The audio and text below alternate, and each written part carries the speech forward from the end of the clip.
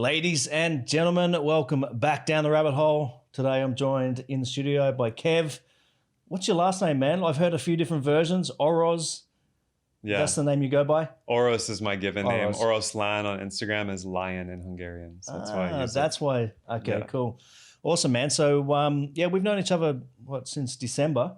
We actually met at a ceremony. We did. That was pretty deep and meaningful, and a nice way to meet, man. Yep. So thank you very much for coming into this studio, and excited to get to know you a little bit more and what you do. I've seen some of your stuff online, and you're doing some pretty powerful work, especially with men at a time when the world needs it the most. So man, what are you known for? How do you describe what you do? Yeah, great question. It's good to be here with you, Monty. I mean, what a hell of a way to meet, right? It's for your birthday too. Yeah, it's well, amazing. We don't need to go into the full details of what happened in the ceremony, Sure. but Well, what happened there stayed there. But yeah, I mean, what I'm known for and what I've really, it found me. I thought I was going to be a PhD psychologist, and that was like this is what I'm doing. And then gradually through my portal was Qigong and yoga. And then I got into breathwork meditation, and then men's work really found me. So through bioenergetics, I got involved in like a sannyasin who was in the Osho tradition, who I met in India when I was doing my yoga training. Really intense, like bioenergetic, somatic experiencing breathwork type stuff. That's how I met Elliot Hulse. And at the same time, Jordan Peterson was blowing up. And at the same time, one of the co-founders of Sacred Sons in San Diego reached out. So I had life was like, here you go. And so I started doing a lot of that work, going to a lot of trainings and intensives. And then I'd been coaching already, kind of coaching entrepreneurs. And I just fully dove into men's work. So now that's what I'm becoming known for. That's your jam. Yeah. Cool, man. Let me start by, there's a lot of, I want to dig into a lot of the work that you do, especially talk about, this time in history and why that's so important. But I'll start it like this, and we'll go straight down the rabbit hole. What do you think of this thing that we've seen in the news? I don't really follow the news, but I've seen bits and pieces. The free donut for the vaccine passport. What's your take on this? I mean, there's no way to sugarcoat this, and I know we're in good company here because I've seen your posts. You can say what you want about agendas and blah, blah, blah with medical tyranny, about who should do what and when. I'm not going to make claims about that. That's okay. But for me, it's look at the effects. What are the effects of policy around COVID and what's happening? We know that sugar and basically, I mean, we don't need to go into nutritional science, but is a donut going to help your immune system? Is it going to help you if you were to get sick or not sick? I mean, at a basic level, the effects of incentivizing people to get an experimental, pharmaceutical shot with a sugary bomb that's going to ruin your immune system. I mean, that tells the whole story for me about whoever created that policy, what their actual agenda is. Do they actually care about health? Yeah. Yeah. Nah, and I mean, the world's a pretty messy place at the moment. In terms of all of that, but what's your take on vaccines? And I want to lead this back to men's work and what you do. It's what's alive right now in the world. Yeah. So I love that you're going straight at it. I mean, first off, and this is where I would invite your listeners to do their own research. Don't take anything I'm about to say. I don't know for sure. I trust the people that are way deeper in this than me. And I trust people that read both sides. So they're not completely pro and they're not completely against. They're weighing and thinking, critical thinking. It's not even a vaccine. It's not approved. It's not FDA approved. It's something else. Now they're using the media, which is separate from the whole health organization that checks and qualifies these things. Are completely separate entities. So a lot of people are conflating them. They think that what the media is saying, a vaccine, it gives immunity, except for you still have to wear a mask and social distance, and then you have to get another one. There's a lot of confusing information warfare. So what I think about it is, in the universe where I would get a vaccine, which doesn't exist, I would at least want it to be verified rigorously with clinical trials, probably not on human beings first, probably on animals, although that's cruel and inhumane in its own way. But I'm playing angel's advocate. If I was in that paradigm, I'd want a lot of research and data. And how much is being presented? Almost none. Yeah. And the data that's being presented doesn't paint a picture that is positive for the vaccine at all.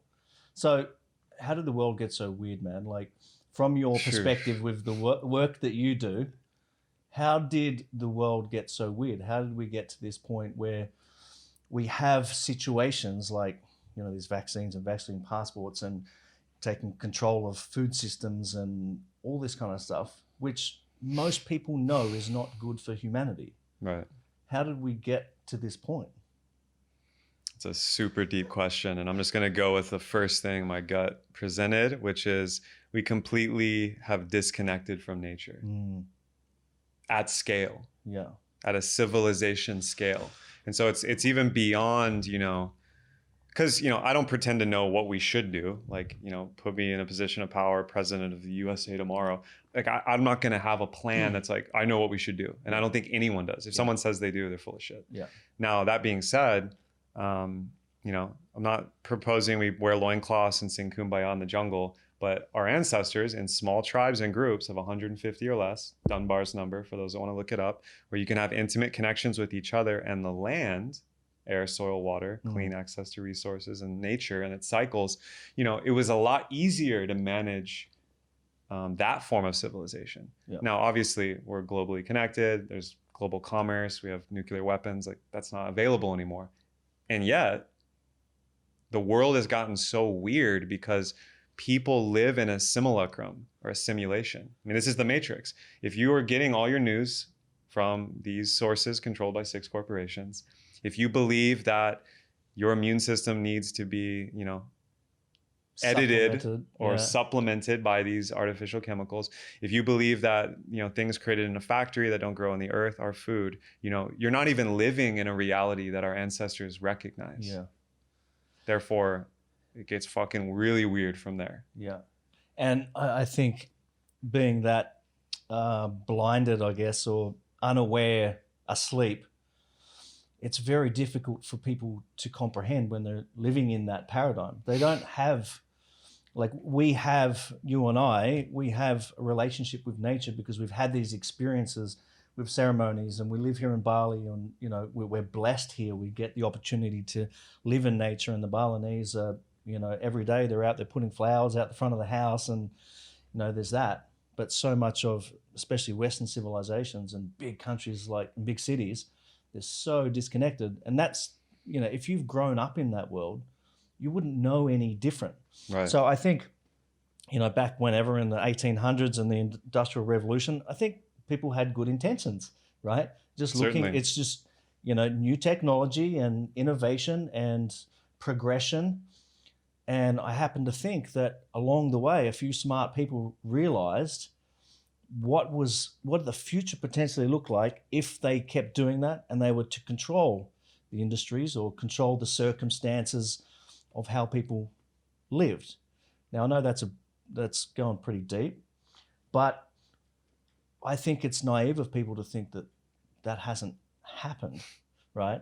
So how do we reverse it somehow? Because I've had this conversation a lot of times on the podcast, and I've said somehow we've got to get back to how our ancestors lived hundreds or thousands of years ago. But how do we do that? Like when we've got cities of 20 million people and, living in 100-story buildings, how do we go back in some way? Yeah. Terence McKenna named this the archaic revival.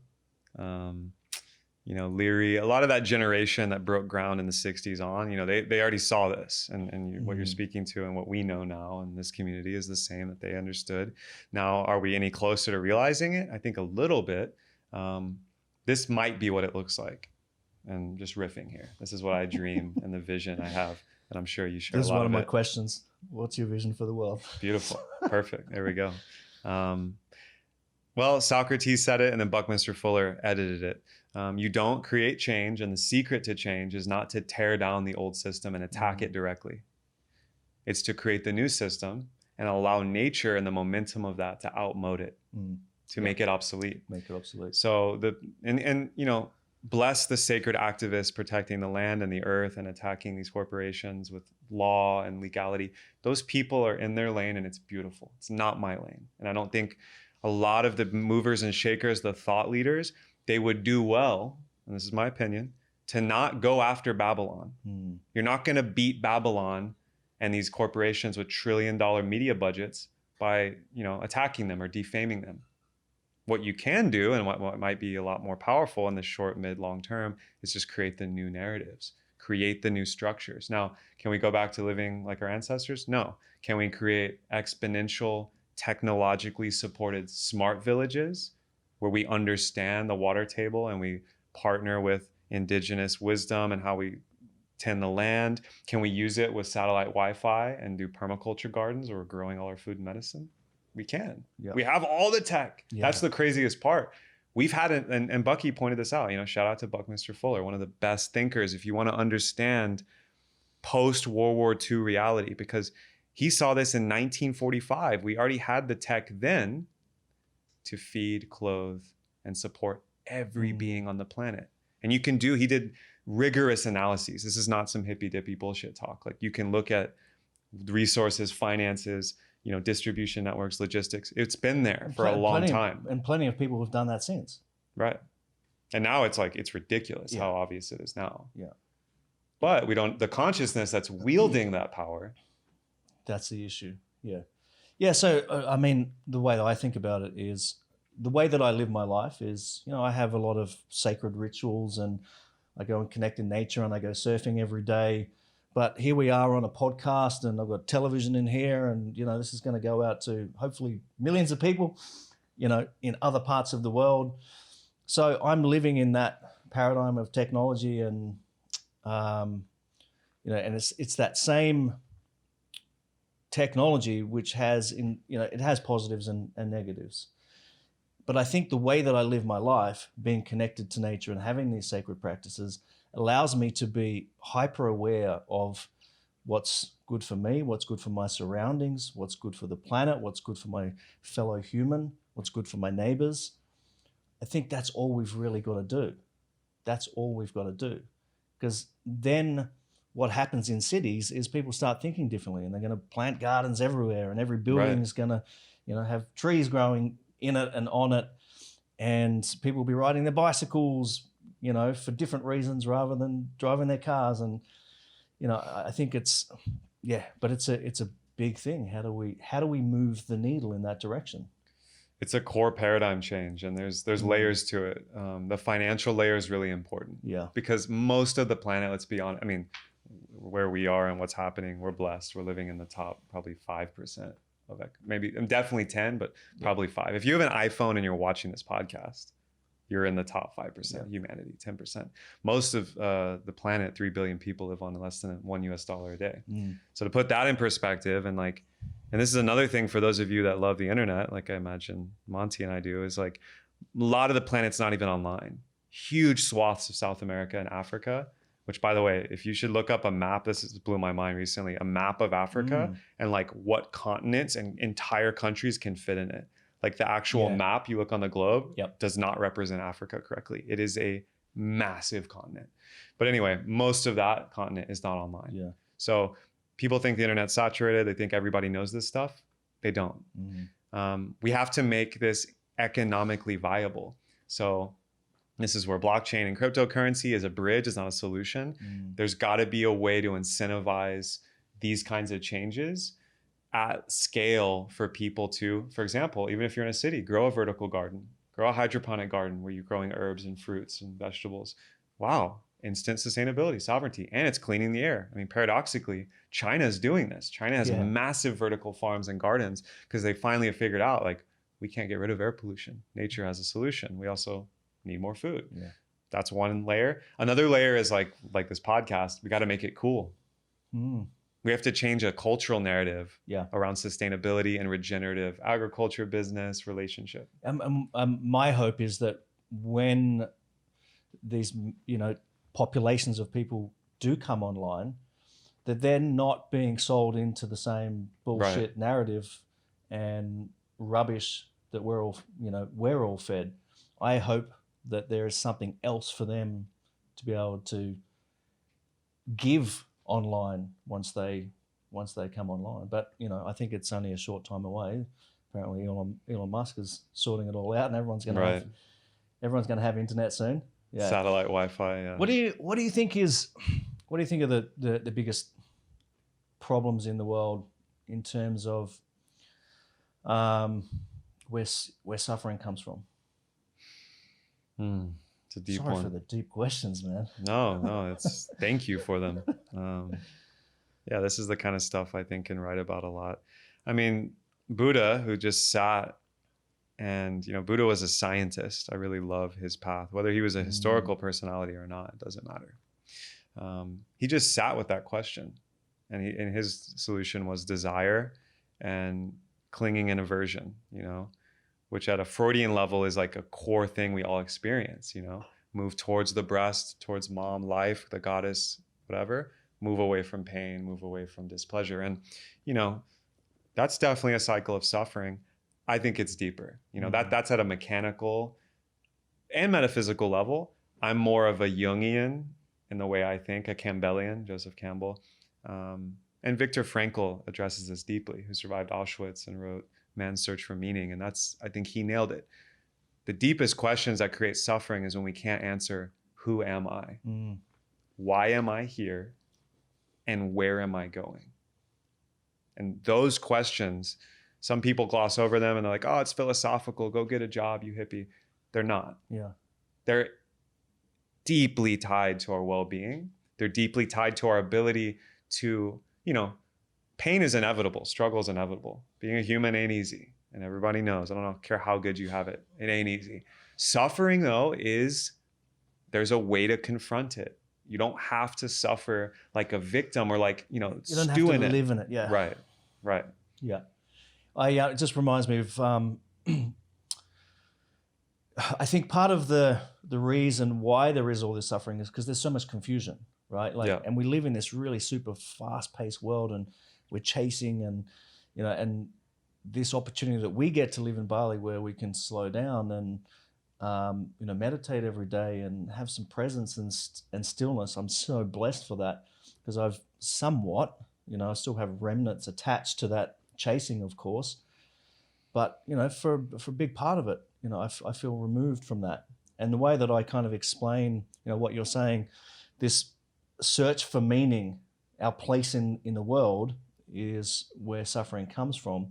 And it just reminds me of this story. When I first started spending time in Bali, 2013, I stayed up in Ubud in a friend's villa, and there's the old guy, the landowner, and there's a rice field out the front, and he must have been 80 years old. And every day at 6 a.m. without fail, he'd come into the house and he'd like sweep the flowers, sweep the leaves, fix the pool. And in my mind at the time, I'm like, why doesn't he just come once a week and do it?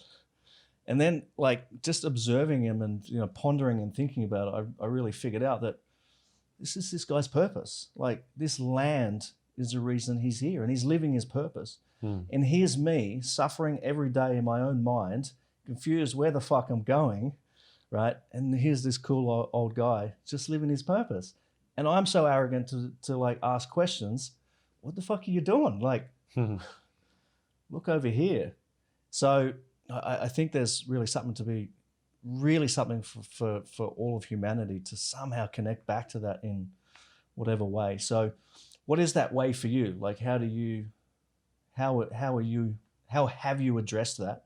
And how are you connected to nature and spirit and all this? Yeah. Beautiful. I mean, the starting point is like that gentleman is ritual. Yeah. Ritual. I mean, you can take either side, and I love this in the Marvel film Doctor Strange. You can think about magic as mystical and use that language. So ritual is a portal to the divine. I mean, and this doesn't have to be something fancy. Like you making coffee every morning is a Western ritual. That's a plant medicine. You're putting intention in it. You may be putting 5% in. Most people may not know when they go to Starbucks, they're creating a ritual, but they are. Yeah. And you're creating a space where meaning or inspiration, you know, or something can fill your cup, not just the coffee. That's an example. On the tech side, you're programming. You're writing a script for your reality.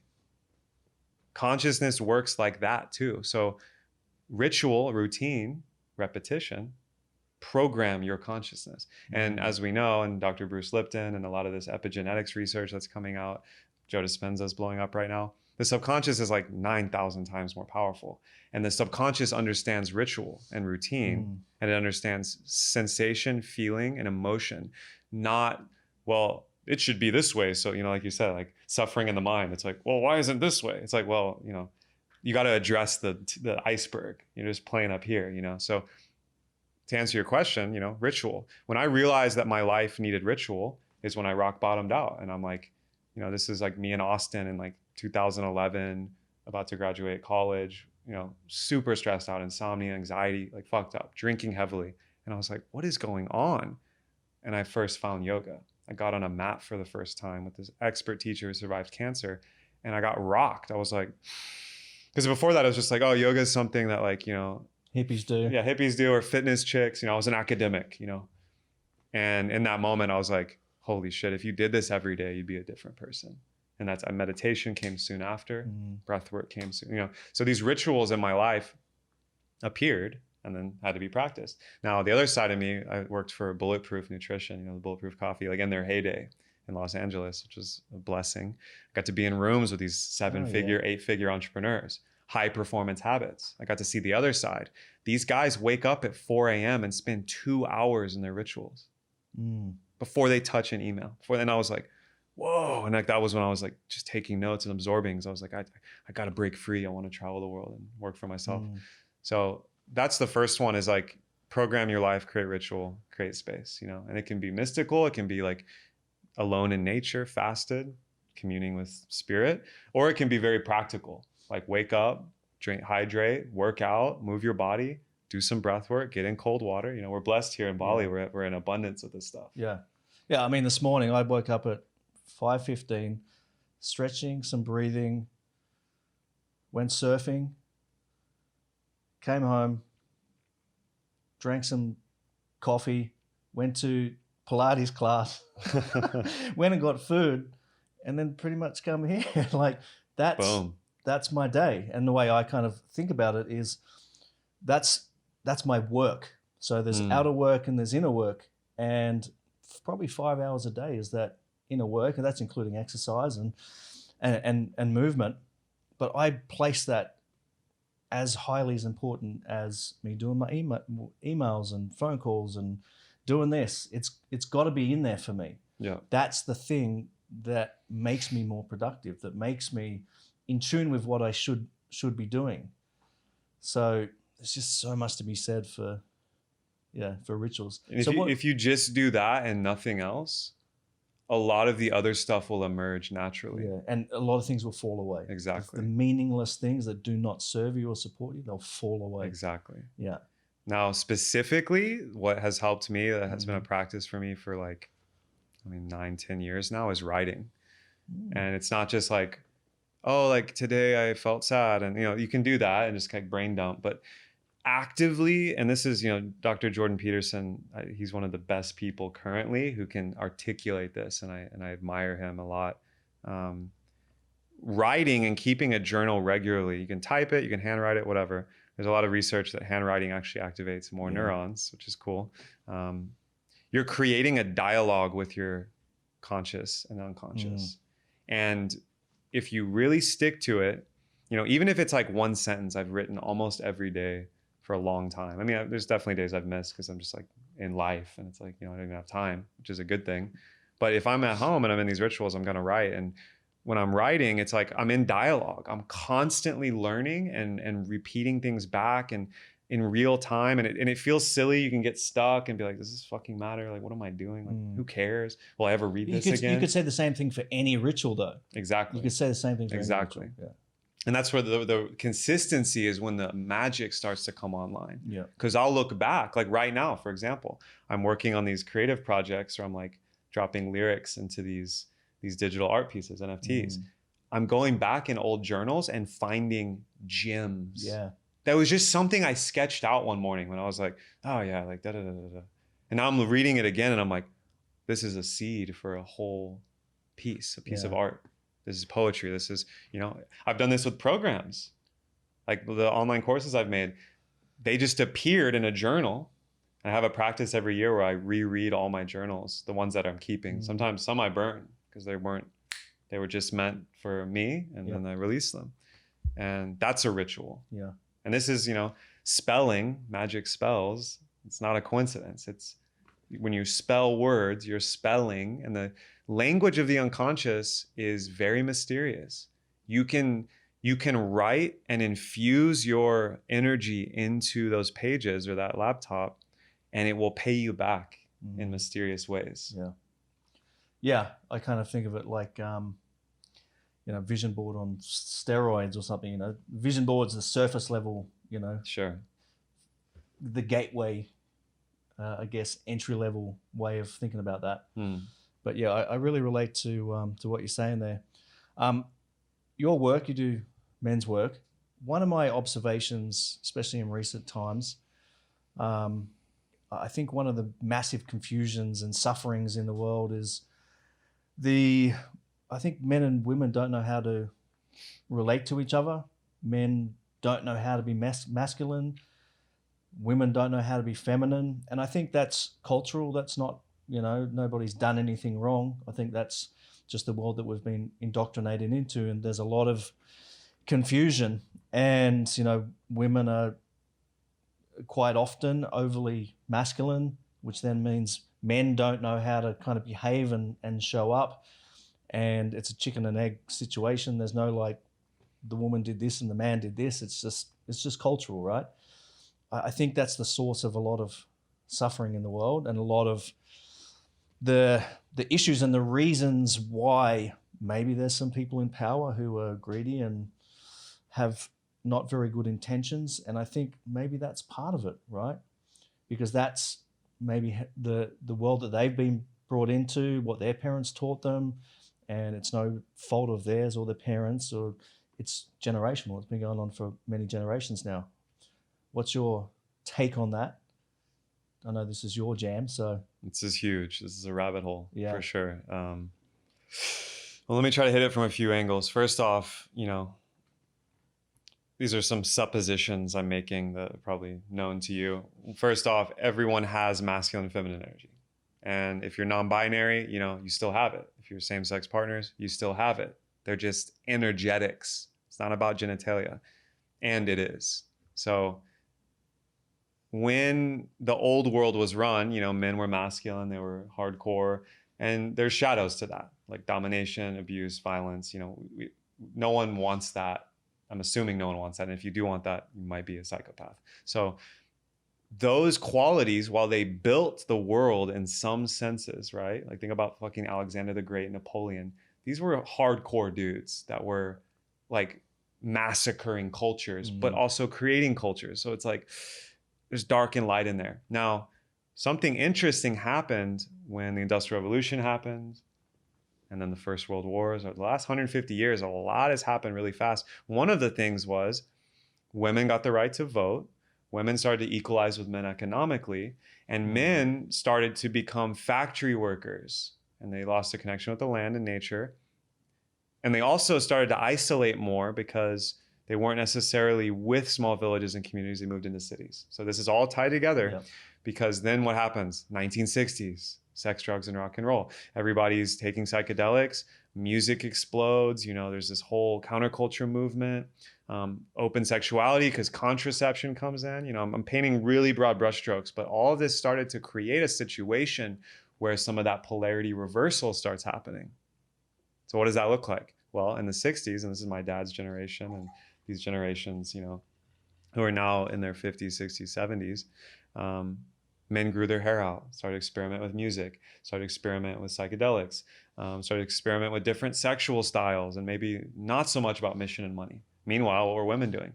Going to work, suiting up, getting hardcore. I'm an independent woman, opening businesses. And so what happened is this polarity reversal, which is a healthy, at the beginning, correction with the genders, because before it had kind of been locked into like hardcore machismo, man doesn't show emotions, and like submissive housewife, you know, I just do the house, which are traditional gender roles, which when fully expressed actually do work, but in the form in our cultures, you know, Australia, USA, you know, New Zealand, Europe, the whole Western world, doesn't work so great, especially because of the level of like domestic violence, abuse, addiction, alcoholism, all of that stuff. Now we're in the inheritors of that. And, you know, in these communities, I'm sure you've heard it a million times. I know I hear it all the time. Where are all the men? Why are there no masculine men? Why are there no real men? Right. Where are this, like in the spiritual community, why are there no masculine men? And then the same thing from brothers, you know, they come to me, they're like, Jesus, like she's stalking her feminine, you know? It's like I'm dating a man. It's like, you know, what's going on here? And I don't pretend to know the answers. I do know that we are in a pathway where you can't throw the baby out with the bathwater. Yeah. So a lot of brothers I've worked with, like they're actually struggling to express their masculinity because they're afraid of the backlash that culture has created with Me Too and all this cult of sensitivity. Yeah, there's like walking on eggshells. It's not easy. No. It's not easy because we want to do the right thing. We don't want to make the wrong moves. Good intentions, but... And the men that have come before us, unfortunately, they, I also believe, were acting with their best intentions, but they caused a lot of damage. And so there's a post-traumatic thing happening where... And the culture, you know, the mainstream culture and media is not helping this. They're touting toxic masculinity, promoting transgenderism, and you know, I'm not against transgenderism at all. Never am I, but I'm 100% against Mr. Potato Head now just being Potato Head. I think it's fucking ridiculous. I think it's absurd. It's absurd. It's ridiculous. I also understand there are people, you know, who have been victims or, you know, of these things, and to them, there's a way it makes sense, and I honor that narrative. You know, I think I'm more aligned with what you're saying. But anyway, what's the solution here? Well, the solution, as I see it, is, well, men get to become more masculine, women they get to be more feminine, and do it in a way that's integrated. Doesn't mean you go back to the old gender roles. Doesn't mean you throw out the other side. It means you integrate and choose a polarity that works for you. And this is where, you know, this is in my book. Some of this, I see it through the lens, and this is what my PhD was going to be before I abandoned all that, evolutionary psychology, which some people have an issue with. Guess what? Our wetware, our biology, it's not new. Yeah. Millions of years of successful mating. Now, was it all, you know, roses and butterflies? No, there was some gnarly, awful things that had to happen in our past for survival. But now we, with our conscious awareness, especially as men, we can choose how we show up. And is there sexual polarity? Is there eroticism? Is there adventure, excitement? Is your business flowing? Are you feeling creative and powerful? If no, you might be trapped in a polarity reversal. Yeah, and I think that one of the biggest issues is people, they don't have any awareness of this. So they're just very asleep to everything. And in the work that you do, and there's many other great people around the world doing this kind of stuff, it's giving access to an awareness. And I think that's the greatest gift, because when you get to see how you show up, you maybe get to see some behaviors and patterns that are not conducive to what you actually want, and that are not good for humanity and not good for the people around you, not good for the relationships that you keep. Right. So in the work that you do for men, one of the things you use is archetypes. Talk us through that. This is an area of curiosity for me as well. Especially lately, I've been kind of digging into a few little things like this and reading some stuff and watching videos, and maybe just because I feel like it's actually really critical right now. I'm always working on myself. I'm always like looking, how do I better myself? Right. And I think it's just very potent for me right now. So.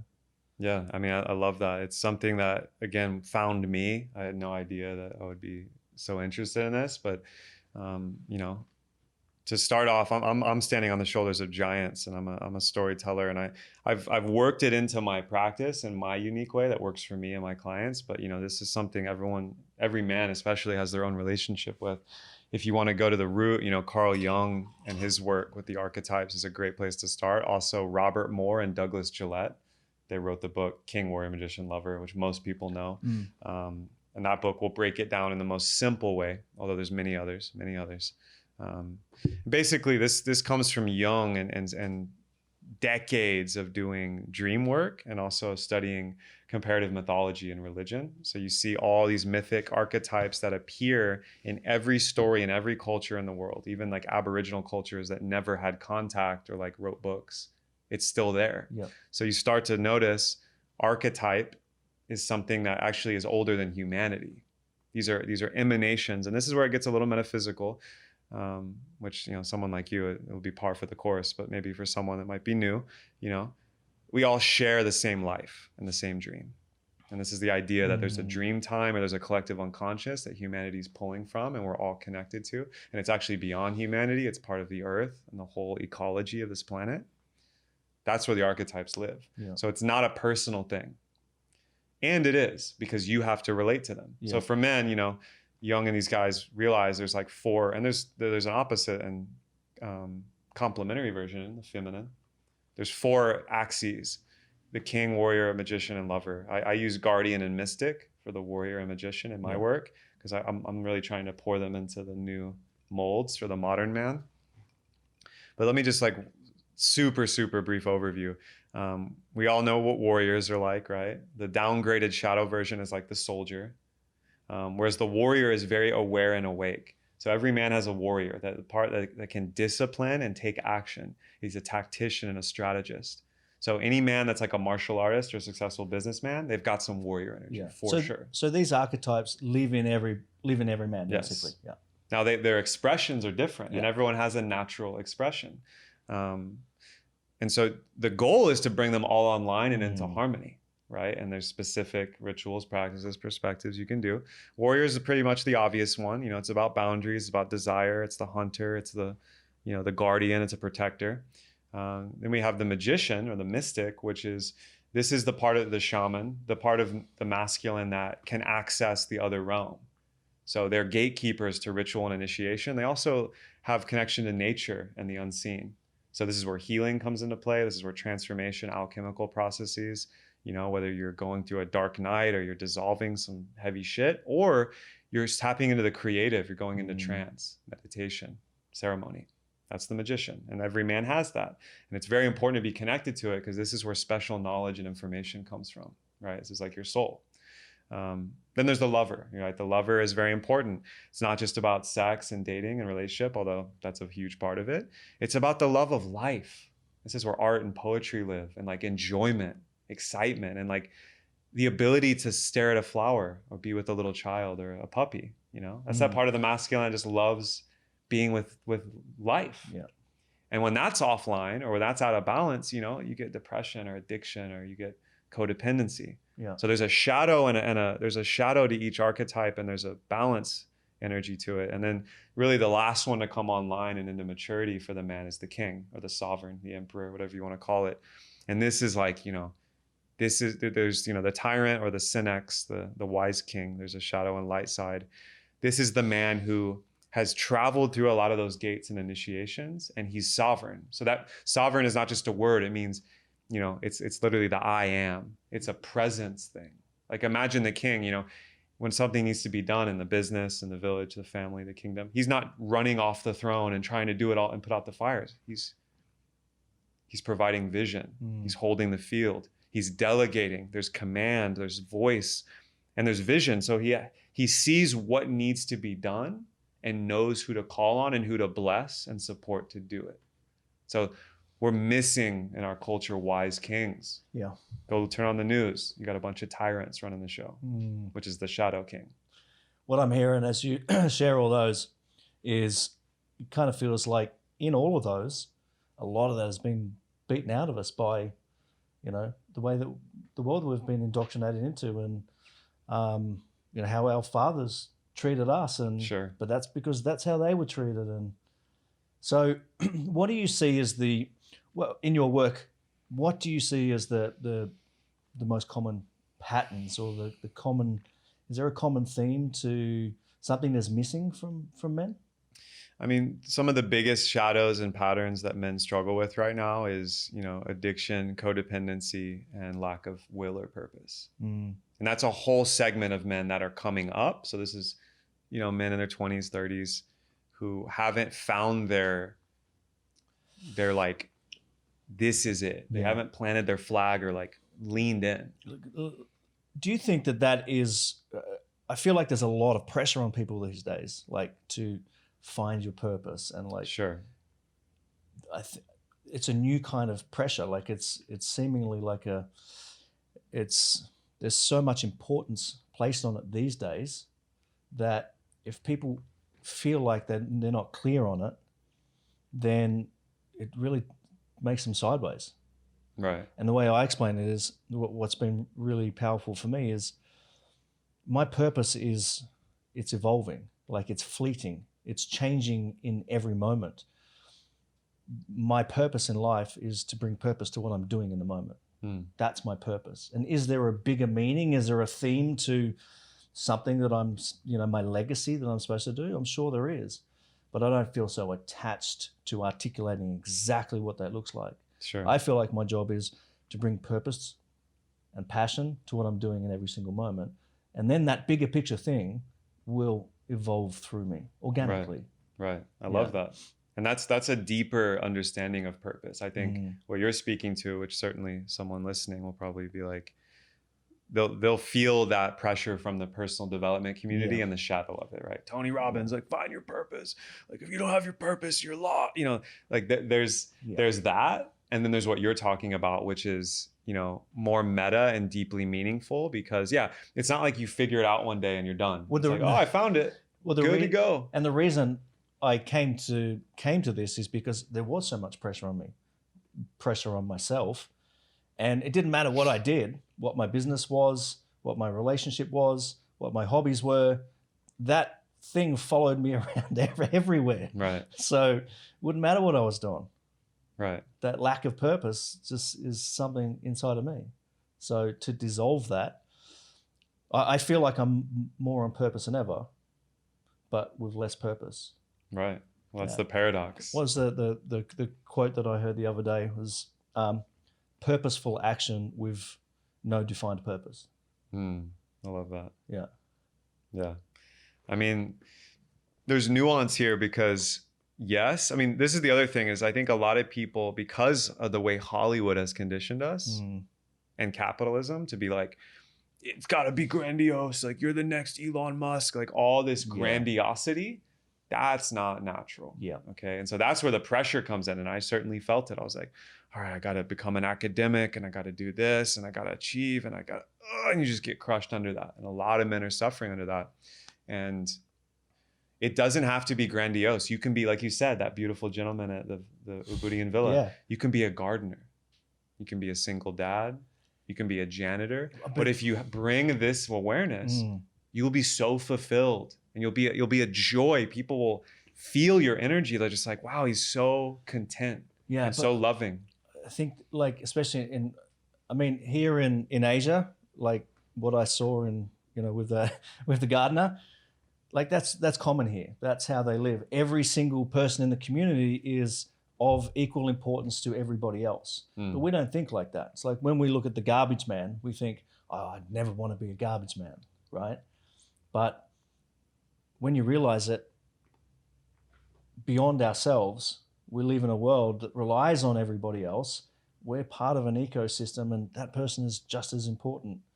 So when you can give that respect and compassion to what everybody is doing and what their chosen thing is, well, then that also relieves the pressure off us as well. Right. Well, this is the village. Yeah. This is the village, and like being connected to life, and you know, to bring it back to the masculine.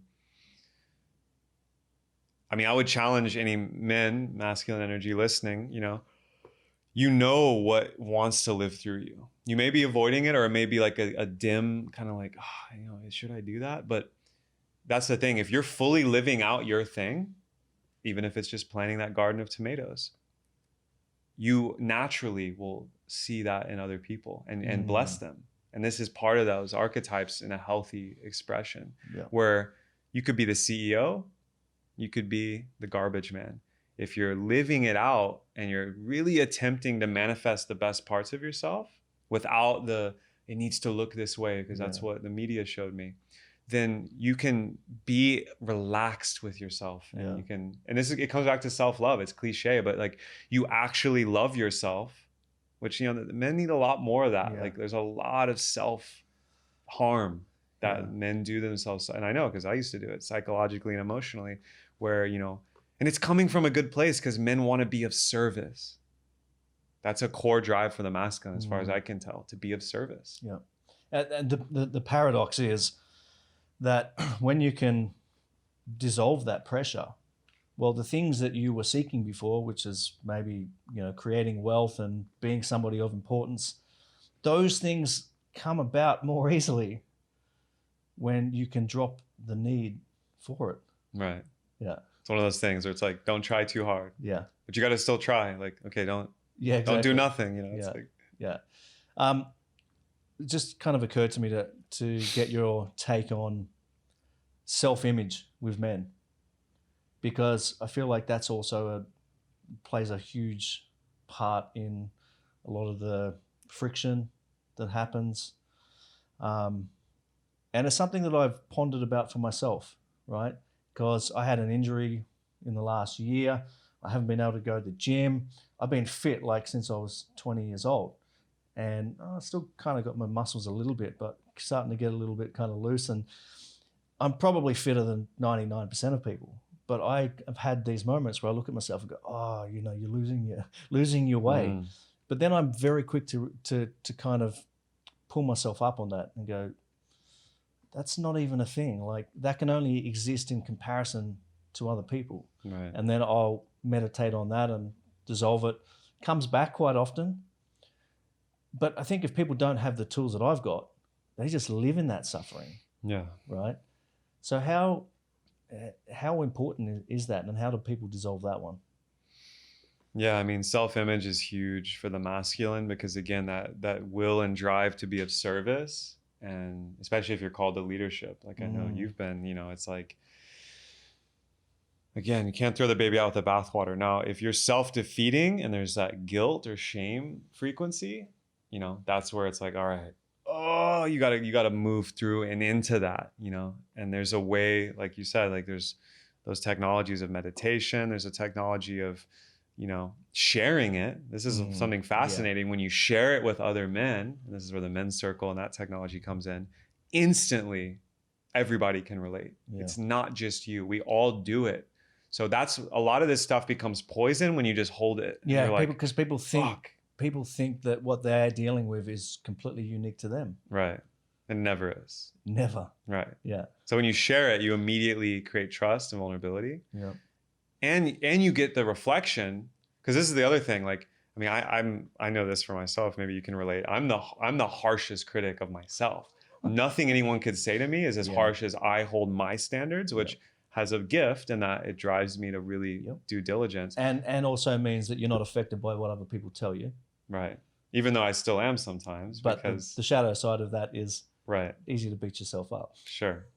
And what's funny is, like, no matter what you think of yourself, you'll be shocked by what other people think of you. Yeah. And sometimes it's really healthy to receive that. Yeah. And this is where, like, you know, feedbacking, especially from other men, you know, receiving, because you might think like, oh, fuck, like I'm losing my edge, da, da, da. Meanwhile, you know, someone looks at you and they're like, Jesus, Monty's jacked. Like, can you give me some tips on, like, you know, so like you sometimes I underestimate how other people are perceiving me. And there's actually a time where that's a medicine for you, because you're like, it'll pop you out of that little like, oh shit, like I gotta, like, you know. And what's cool about that, I think everyone should do that as an exercise. Like, go to people around you that you trust are going to give you honest feedback and ask them, you know, like, what do you think of me? What do you think I'm good at? And like the times that I've done that, the feedback that I've gotten, it's not so much that it's positive or negative. It's more just surprising. It's like, wow, I'd never thought of myself like that. I didn't know that I was good at that, because we can't see the picture when we're living inside the frame, and we've got very tainted ideas about ourselves, right? Right. So I think that's a really useful, powerful exercise for people to take on. Yeah. Yeah. Especially men, especially if you're like that lone wolf kind of energy, Yeah. like you gotta come back to the connection, because that's where that alchemy happens, and you can actually see yourself. You can't see yourself without the mirror. Yeah. And we're meant to do it in a village. Yeah. Yeah. Awesome. You mentioned before that you're obviously big on high performance, and you've kind of worked in that space before. That's obviously something that I'm fascinated about, and trying to learn. And I have practices for myself, but I'm curious to know, what does high performance look like to you? Because it can be talked about in different ways, and some people talk about high performance as being just going harder and faster and only need to sleep 5 hours a day. And Right. I don't know that that's healthy, but what's your version of high performance? Yeah, I mean, I've tried that version, the hustle harder, when I lived in LA, and it not only didn't work, it set me back. I mean, I look at performance beyond, like, you could think of like an athlete or like a salesman. It's like perform. Like, I think about it like an artist, and I think this applies to everything. Like, the performance can be very subtle. It can be artistic. It can be beautiful. It's a beauty way. And like, I love to get shit done. I love business. Like, I entrepreneurship, like, I have the bug, as I know you do. It's like, I love it. So, I have an acronym I use with clients, EMIT. So EMIT, which is energy, money, intention, and time. And these are the sectors of leverage to increase performance. And this can be anything. This can be, you want to have more sex. You want to make more money.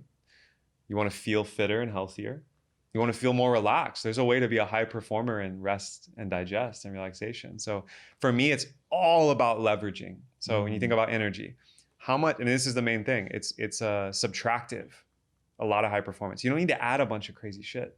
You need to take away distraction, leaks, etc. So energy is a perfect one. You know how much energy it takes your brain to scroll through Instagram? How much dopamine you're actually running? And you have a finite amount each day. I mean, you can plus or minus it 10, 20%, but there's only, I heard this stat, and someone can fact check this. You can only make the Facebook fact checkers. Yeah, please God, or Snopes, or whatever it's called. This is where like Rogan on his show would be like, Jamie, pull this up. This is great. Yeah. But someone said, like, you can only make 22 high stress decisions a day on average, plus or minus 7 or something like that. So basically, a high stress decision is like, something happens and like you need to make a decision now. Like, hey, Monty, financially we have to do this or that. Like, the guy's on the phone. You only can make so many of those decisions because there's decision fatigue. There's a bandwidth. Right. Yeah. And you can see guys, I'm sure you've had days where you get fried. Yeah. Because you're on these phone calls and it's like, da, da, da. With clients I've done this, or like I did too many, and it's like, okay, there's a limit. That's energy. So we actually want to use the 80-20 rule, which I love, which is that if you focus 20% of your best energy in the right places at the right times, that's where time comes in, you get 80% of the results. Yeah. So it's more about leverage and understanding how to get high yield with minimal investment, and then disciplining yourself. So you got to take some of the emotion out. So emotional decisions, emotional eating, emotion is beautiful. There's practices for this, to let it flow, to be with it. And, you're about to pull the trigger on an investment, a deal, you're about to do a sales call, you're going to go on a date. Do you want your emotional system hijacking those high stress decisions and rocking you? No. And what's the difference between the top 1%? Pick any field. Ballerinas, Wall Street brokers, NBA athletes. The top 1%, what separates them from the 99 is they understand their zone of genius. They leverage it relentlessly, and they've built consistency and routine around it. So it's not something they have to think about. And this is like, you can study, high performance is a science, and like, I'm not an expert on this. I'm a geek. I'm a student. I'm like, this is amazing. And I get off doing this with clients because I'm like, yo, like, I call them stacks of practices, habits, or beliefs. Your stack is off. It's like Legos. It's like, this is shit. Like, there's a reason you're crashing every time or burning out. Let's try this stack. Let's try this. And so the best way to reach high performance in these categories, money and intention is really the biggest one, is to experiment relentlessly and be really curious about. A really cool exercise is to reverse engineer your best day ever. Like, think about the best day you ever had. I mean, it sounds like this morning you had a pretty damn near best That's one. what's my day every day. Every day. I know here in Bali, it's like we're living it like on the reg. Well, it's Monday. It's like best day of the week. Right. A lot of people though have no awareness in the matrix. You know, bless those people.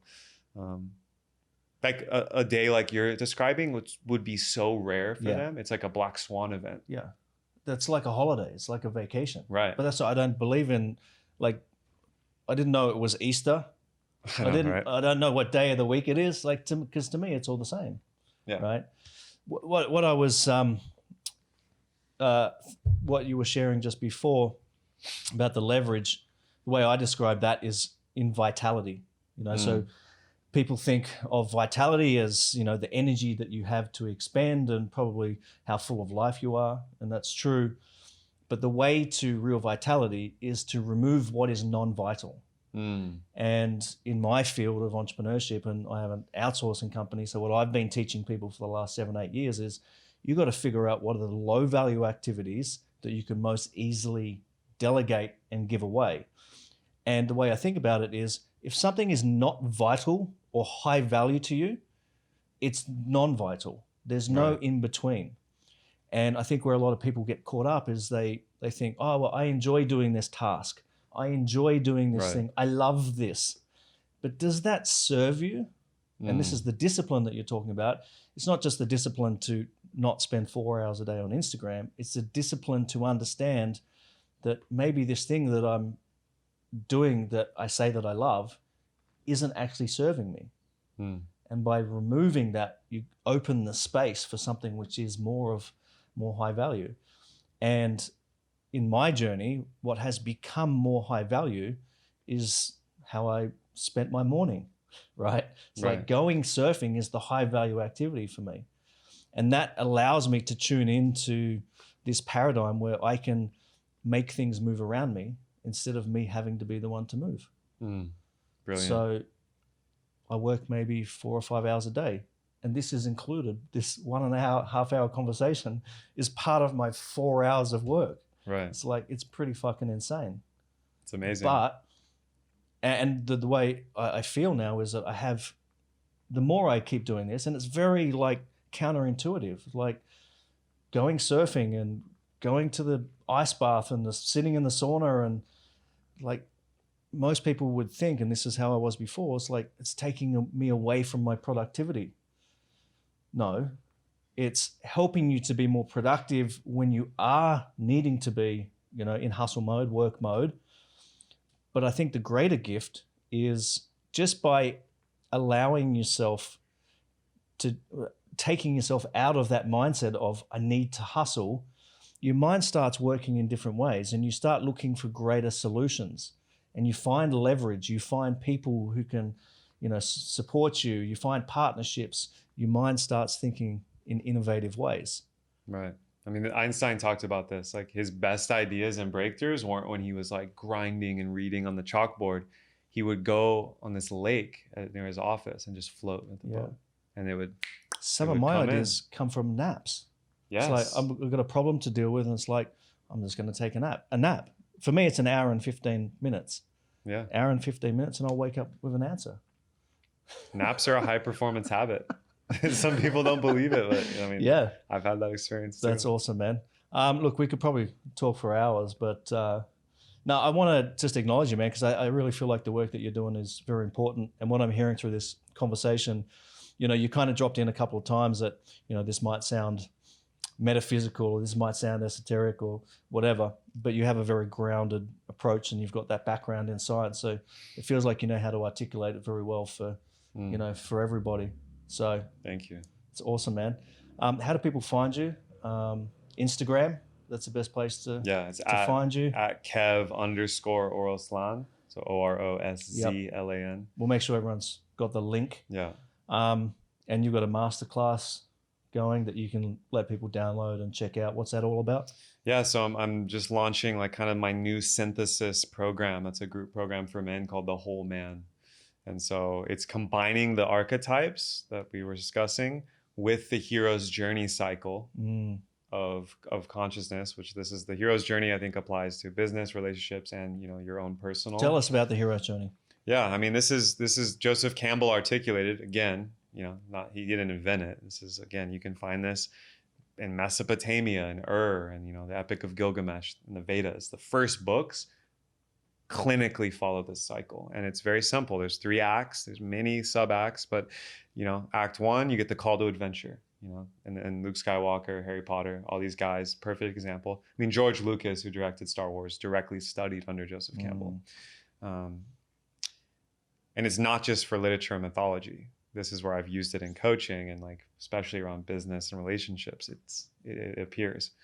You start in the ordinary world, business as usual, day by day, something happens, right? Call to adventure. Either a mentor comes knocking, Gandalf comes knocking on Frodo's door, or bankruptcy, injury, breakup, something gets your attention. You're like, oh shit. And then it's like, hey, life will show you there's a path over here. And usually the hero refuses it or tries to bargain out of it. And then they get a little boot in the ass. You start the journey, go on a road of trials. You meet enemies or foes, rivals. Those can be inside of you. So today we're not battling people so much. It's battling ideation, memetics. Allies too. You meet other heroes. It's amazing. You go on this road of trials and you cross the threshold into Act 2 of the journey, which is the initiation, death, and rebirth. Atonement with the Father. Think about Darth Vader. Again, this could be with your actual dad. It could be with the inner parts of you as the masculine that are seeking integration. This can also be with the mother wound, with the goddess or your own mom. How do you relate to the feminine? And this is where you enter the abyss or the underworld, which is your own unconscious, right? The dragon's down there, the demon, it's guarding the gold, the treasure. You got to confront that thing, which is actually just all the things in your life you've kind of swept under the rug or you're unwilling to confront. And that's why people relate to these really powerful movies like Star Wars and Avatar and whatever. That's why we feel so compelled we feel like we're part of the story is because that lives inside of us. Right, exactly. Yeah. And this, I talk about it. This is in our DNA. Yeah. This is beyond humanity. This is this is how life moves in evolution. And our storytellers and artists have created these artifacts that we can experience it. It's so beautiful. So at some point you got to confront the dragon, get the gold, get the maiden, all these tropes that exist in the hero's journey. But the whole point of that is that you went into the underworld, quote unquote, your unconscious, the parts you didn't want to look at. And now you've achieved the elixir or the treasure, which is the insight and experience or the ability to know oneself. And so this could be a career choice. This could be a healing and emotional reclamation. This could be mending a relationship, starting a bit, all these things, there's a way to map this onto your life. And that's what this program's about. Basically, then you start the path home. So Act 3, which some would say, oh, it's just all cake after the dragon. It's the hardest part can be integrating it. And this from a ceremony or a trip to Bali, pre-living here. You have these amazing experiences. You leave the underworld, you start walking back home. Now the resurrection has to happen because you have to die to all that old self. And any part of you that wants to hold on or go back to the way things were, it ain't happening. So the hero has to return home, and it wasn't even about you the whole time, because now back in your village where you started, back at work, back in the family, people are waiting and they need what you have undertaken. So the whole point of the hero's journey, people think the hero is egotistical or narcissistic. That's celebrity. Okay. This is what Babylon's peddling on their media. That's all bullshit. That's the shadow, it's a baby shadow of the hero. The hero, heros in Greek, actually means guardian or protector. The whole point of the journey is to serve the collective with your insights and experience. Now, do you get powered up from the journey because you just took some licks and you integrate? 100%. But that's not why you did it. Yeah. You did it for your family, your loved ones, and the village. And so I'm really excited to lead men through that. Man. Yeah. So there's a link on your Instagram. There is. We'll make sure everybody's go check it out. Kev's Instagram. Kev, one last question before we wrap it up, and I ask this of everybody. If you had the one-time superpower of mental telepathy and you had the ability to connect a message with all 7.8 billion or whatever the number is now, people on this planet Earth that we live on, what would that message be? Yeah, I would love to telepathically just help everyone go into nature, sit together, and just listen to life. And like if if humanity did that all at once right now, like the prime ministers left their office and the military generals like took their hands off the triggers, we would create a field on this planet where all the like confusion and energy would just, and we would feel that stillness, and a lot of people would probably be overwhelmed with emotion because they've never felt that, and feeling it together. Do you think, whilst we're on that, it's a beautiful share. I think it's that's nice. Do you think that there is a tipping point for humanity where enough people become consciously aware, or whatever it is? You know, I've heard people talk about light workers and 144,000 light workers, Right. which is the fable of the native Indians. Do you think that there is a tipping point where we can really move the needle for humanity? I do. And it's, again, I have a lot of evolutionary lens that I use, and I think it's valid and it's interesting to think about, is 10%. So in a gene pool in a species, when 10%, and 10% isn't a lot, you know, 90% still over here, but 10% is a force factor. And in evolution, it's called a punctuated equilibrium burst, where, you know, in our past, 99% of all species are extinct. There's a lot of things that have lived on this planet that don't exist anymore. And it's because these bottlenecks happen. Now, we're in a different phase, because it's not just like, well, we need better, faster humans. It's here, you know, it's consciousness. So I think we're approaching a tipping point this century. I mean, I don't know the dates. It could happen. It's quantum and exponential, so it could happen tomorrow. But there's a tipping point where the consciousness of the planet, and it's going to be building the new world. It's not going to, remember, it's not about tearing down the old one. The new world will reach a level where everyone recognizes and acknowledges it, and an opportunity will be created. It won't happen like, oh, we're in the golden age, but an opportunity will be created on a mainstream global scale. And will the old system fight to have its say? I mean, you bet. It's going to be a battle. Yeah, I think there's a lot more blood to happen before we get anywhere near that. But I feel something similar. Like I feel very optimistic about what is possible for humanity. Yeah. And that's just something that lives inside of me, and I think the world's going to get more weird. I think it's going to get fucking weird. I mean, as weird as it's gotten in the last 16 months, like, I think it's going to get weirder. Yeah, same. But I don't have any fear of that, because I actually have this feeling of what is possible for humanity on the other side. So that being said, I think that's, just acknowledge you again for the work that you're doing, because it's very potent and it's very important. Kev, thanks very much, man. Hey, appreciate it, Monty. Cheers, man. Really epic conversation. Cool. Guys, thank you so much for tuning in. Make sure you go check out Kev's Instagram, follow him, get involved in the masterclass, and I'll see you next time back down the rabbit hole for another epic conversation.